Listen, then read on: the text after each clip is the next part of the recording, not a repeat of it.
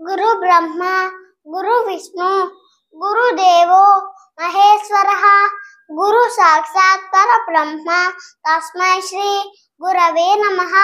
మనకు వేదకాలం నుండి గురువుకి మొదటి స్థానం కల్పించారు. గురు దైవం కన్నా ఎక్కువ అని మన వేదాలు చెప్తున్నాయి. ఎవరిని నమ్మినా నమ్మకపోయినా ఇదే అక్షర సత్యం.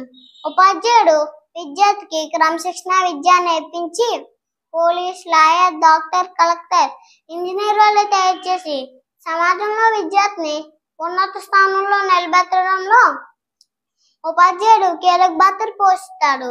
నిరంతరం విద్యార్థిగా ఎన్నో విషయాలు నేర్చుకుంటూ తాను నేర్చుకున్న విషయాలను నిస్వార్థంగా అందరికీ నేర్పించి సమాజంలో ఎన్నో కొత్త కొత్త ఆవిష్కరణలకు శ్రీకారం చుట్టి అన్ని రంగాలను ప్రగతి పదంలో నడిపించడంలో ప్రగతి పాత్ర ఉపాధ్యాయుడు పోషిస్తాడు.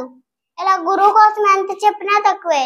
ఎందుకంటే ఈ సృష్టికి ప్రతి సృష్టి చేయగల మేధావులను తయారు చేసే గురువులే కదా.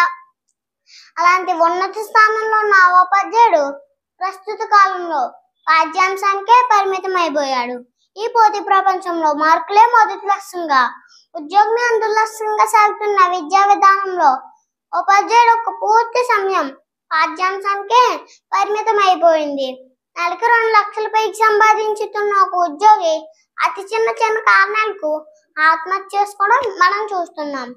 దానికి కారణం మన జీవితంలో ఎదురయ్యే ఎన్నో సమస్యలకు పరిష్కారం ఉపాధ్యాయుల నుంచే మనం నేర్చుకోవాలి. వారి అనుభవాలే మనకు మార్గదర్శకం కావాలి. కానీ అలా జరగడం లేదు.